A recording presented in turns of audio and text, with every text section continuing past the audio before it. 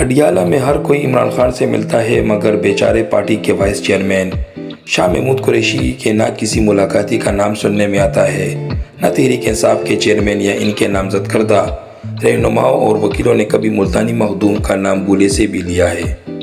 تازہ ترین صورتحال یہ ہے کہ بظاہر نہ شاہ محمود قریشی کا مقتدرہ سے کوئی رابطہ ہے اور نہ ہی تحریک انصاف کی قیادت انہیں لفٹ کراتی ہے۔ شاہ محمود قریشی ہوں یا اعجاز چودھری، محمود الرشید ہوں یا یاسمین راشدہ، یہ سب 9 مئی کے بعد سے مسلسل قید میں ہیں، مگر تحریک انصاف کے کسی بھی فیصلے میں ان سے مشورہ تک نہیں لیا جاتا۔ بظاہر شاہ محمود قریشی سے تحریک انصاف یا عمران خان کا کوئی اختلاف نہیں۔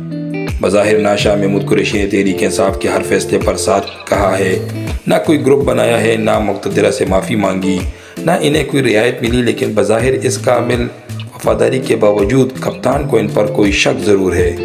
یہی وجہ ہے کہ شاہ محمود قریشی کو غیر ضروری طور پر نظر انداز کیا جا رہا ہے۔ یہ درست ہے کہ ملتان کے مخدوم قریشی خاندان کا ریکارڈ سیاسی وفاداریوں میں کوئی مثالی نہیں رہا۔ شاہ محمود قریشی نے بطور نوجوان IGI یا آج کی نون لیگ سے سیاست کا آغاز کیا۔ پنجاب کابینہ کے رکن رہے۔ ان کے والد سجاد قریشی بھی اسی جماعت اور جنرل ضیاء الحق کی نوازش سے گورنر پنجاب رہے۔ ٹکٹ کے جھگڑے پر انہوں نے نواز شریف کا ساتھ چھوڑا اور پاکستان پیپلز پارٹی میں شامل ہو گئے۔ اپنے سارے خاندان کو بھی پیپلز پارٹی میں شامل کرا دیا۔ محترمہ بے نظیر بھٹو نے انہیں وفاقی وزیر بنایا۔ جنرل مشرف کے مارشل لاء کے دوران وہ پیپلز پارٹی میں رہے، مگر وہ جنرل مشرف سے بھی پس پردہ رابطے میں تھے۔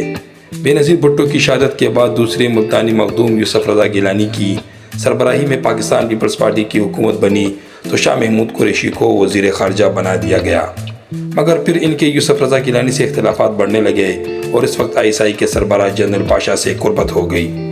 بالآخر انہوں نے ریمنڈ ڈیوس کے واقعے کے بہانہ بنا کر وفاقی وزارت قبول کرنے سے انکار کر دیا اور یوں جنرل پاشا کی مدد اور تعاون سے مقتدرہ کے نئے پروجیکٹ تحریک انصاف میں ڈول تاشوں کے ساتھ شامل ہوئے۔ عمران خان کی حکومت بنی تو پھر وزیر خارجہ بنا دیے گئے۔ سائفر کے معاملے پر وہ عمران خان کے ہم زبان اور امریکہ مخالف بیانیے میں پیش تھے۔ بظاہر وہ آج تک عمران خان کے مکمل وفادار ہیں۔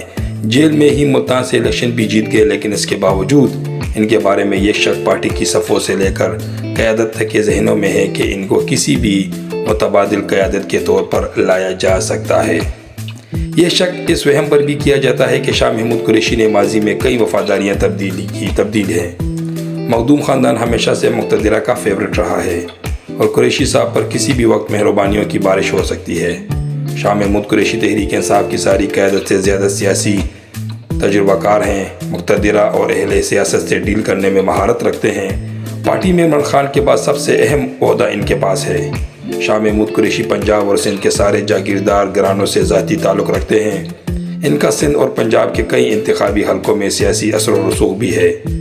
بظاہر یہ چیزیں شاہ محمود قریشی کی سیاسی اہمیت ظاہر کرتی ہیں، لیکن تحریک انصاف کی اندرونی سیاست میں یہی چیزیں ان کے خلاف کام کرتی ہے۔ پروپیگنڈا یہی کہا جاتا ہے کہ شاہ محمود قریشی مضبوط ہوا تو اپنا دڑا بنا لے گا، خان کو دھوکہ دے دے گا یا پھر کوئی بڑا نقصان کر دے گا۔ حالیہ 3 برسوں میں شاہ محمود قریشی جس طرح ڈٹ کر کھڑے رہے، اس سے تو یہی لگتا ہے کہ شاہ صاحب نے سوائے مزاحمت کے کسی دوسرے آپشن پر غور نہیں کیا اور بقول ان کے ملتانی حامیوں کے شاہ ڈٹ کر کھڑے رہے۔ تاریخی طور پر ملتان کے قریشی مخدوم خاندان کا کردار انتہائی اہم اور کئی حوالوں سے متنازع بھی رہا۔ اس سہروردی خاندان کو مسلم حکمرانوں کے شیخ الاسلام رہنے کا اعزاز بھی حاصل رہا۔ ان پر یہ الزام بھی ہے کہ 1857 کی جنگ آزادی میں انہوں نے انگریزوں کا ساتھ دیا۔ آزادی کے سرمایہ احمد خان کرل کے خلاف لابی کرنے اور پھر ان کی شہادت اور ناکامی میں اس وقت کے مخدوم شاہ محمود قریشی کا بڑا ہاتھ تھا۔ حالیہ شاہ محمود قریشی کا نام اپنے اسی بزرگ پر رکھا گیا ہے۔ دوسری طرف سکھوں نے ملتان پر حملہ کیا تو ملتان کے قریشی مخدوم نے مسلم نواب آف ملتان مظفر خان کی پشت پناہی کی۔ بوڑھا نواب مظفر خان اپنے جوان بیٹوں اور بیٹی سمیت شہید ہو گیا۔ نواب نے اپنی وصیت میں اپنی قبر اس دروازے پر بنانے کو کہا جہاں سے حضرت ذکریہ ملتانی کی دربار پر سلامی کرنے والوں کو نواب مظفر خان کی قبر پر پاؤں رکھ کر گزرنا پڑتا ہے۔ گویا سکھوں کے خلاف مزاحمت میں مخدوم قریشیوں کا کردار تاریخی تھا۔ شاہ محمود قریشی کا المیہ یہ لگتا ہے کہ قربانیاں دینے کے باوجود کپتان خان اور ان کے اندھے عقیدت مند ان پر اعتبار کرنے کو تیار نہیں۔ حالانکہ شاہ صاحب کو موقع دیا جاتا تو وہ کوئی نہ کوئی سیاسی راستہ ضرور نکال لیتے۔ وہ ARD میں بھی سرگرم رہے اور انہیں سیاسی جوڑ توڑ کا بھی بہت تجربہ ہے۔ تحریک انصاف ملک کی مقبول جماعت ضرور ہے، مگر ایک تو وہ سیاست کو قبول نہیں، دوسرا اس کی قیادت میں کوئی ایک بھی معقول شخص نہیں جو حالات کو معمول پر لانے کا فن یا ہنر جانتا ہو۔ سب کے سب نمبر بناتے ہیں، اپنی جھوٹی لڑائیوں سے کپتان کو جیل میں بند رکھنے کا انتظام کر رکھا ہے، گالیاں نکالتے ہیں، غصہ کپتان پر نکالتے ہیں۔ یہ کیسے حامی یا وفادار ہیں جن کے پاس خان کو تکلیفیں دینے کے علاوہ کوئی راستہ ہی نہیں؟ یا تو یہ سارے عقل سے عاری ہیں کہ خان کو نکالنے میں ناکام ہیں، یا پھر یہ سارے اس قدر عقل مند ہیں کہ خان کو باہر ہی نہ آنے دیا جائے۔ کیونکہ خان باہر آ گیا تو روز ٹی وی پر شکلیں دکھانے والوں کو غائب ہونا پڑے گا۔